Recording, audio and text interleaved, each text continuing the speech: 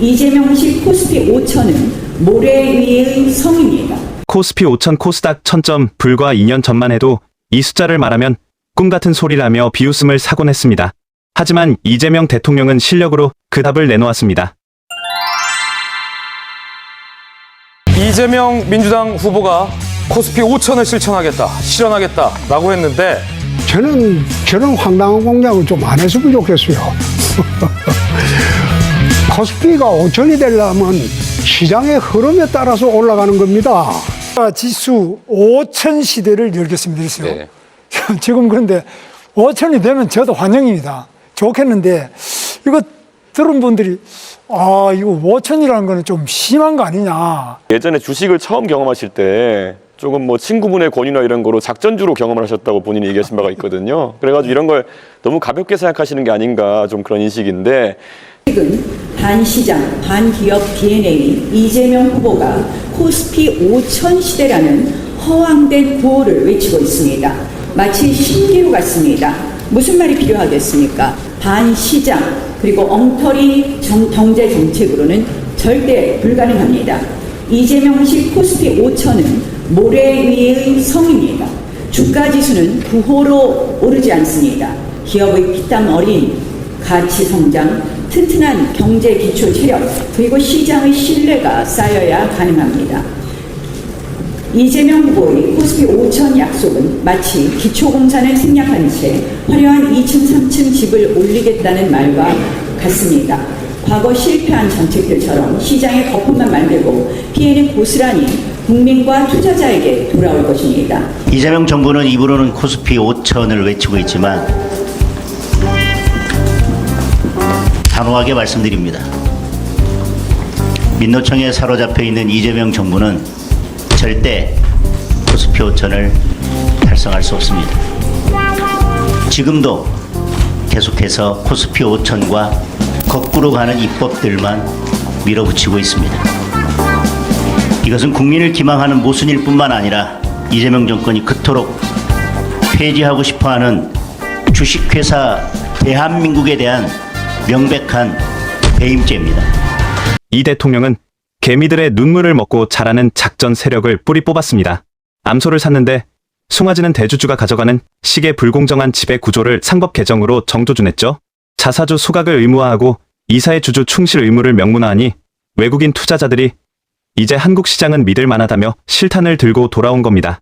예, 기회 주셔서 감사합니다. 연합뉴스 황윤기 기자입니다. 저는 코스피 지수에 관해 여쭤보려고 하는데요. 코스피 지수가 어제 4,900선을 돌파해서 5천을 목전에 두고 있습니다. 대단한 성과이지만 상승폭이 첨단 기술 위주의 일부 종목에 집중되고 펀더멘털의 뚜렷한 개선이 없어서 다시 급격한 하락을 우려하는 목소리도 있습니다. 대통령께서는 임기 취임 후에 지금의 코스피 상승을 어떻게 평가하고 계신지, 그리고 한국 경제가 이 정도 수준의 코스피를 계속 유지할 수 있을 것으로 분석하고 계신지 여쭙습니다. 그러니까 급격하게 내릴 수 있지 않냐. 약간 논리 무슨 것 같아요?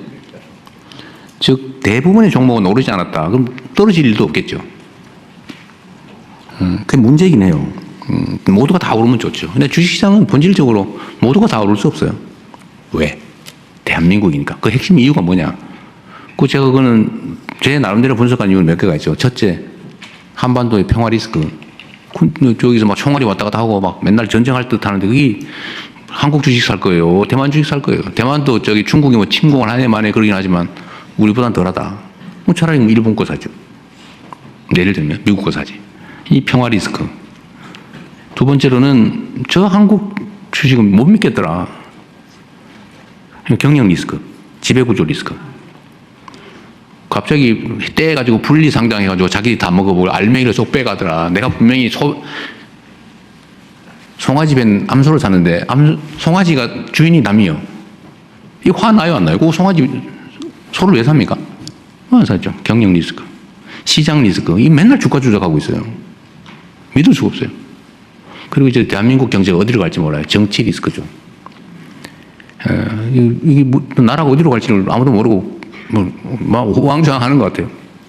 이 네 가지 때문에 저평가되고 있는데 요거를 해서 해결하면 개선되잖아요. 그런데 제가 그래서 선거 전에 말씀드렸잖아요. 그냥 정권이 바뀌는 것만으로 3천원 넘어갈 거다. 일단 이 중에 정치 리스크가 해결될 거거든요.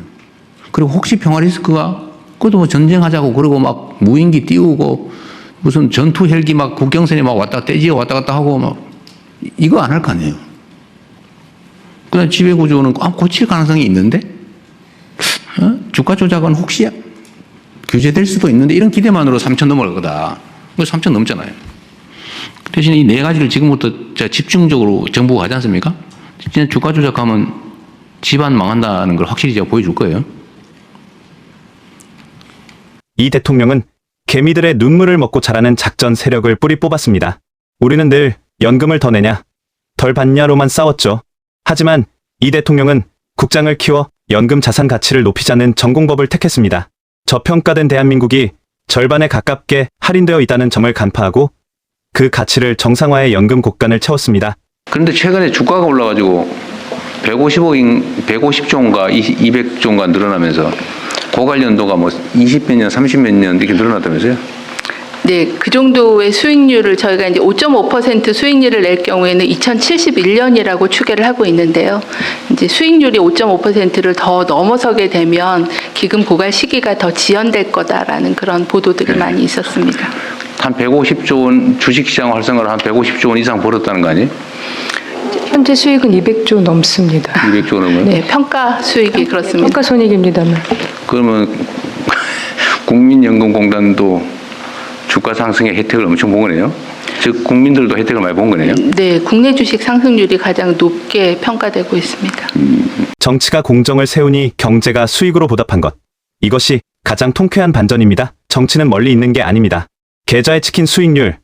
그것이 바로 정치의 결과물입니다. 오늘 추석 전 마지막 장에서 코스피가 3,500을 훌쩍 넘었습니다. 많은 의미가 있을 것 같아요. 대통령실에서 어떻게 보고 계세요?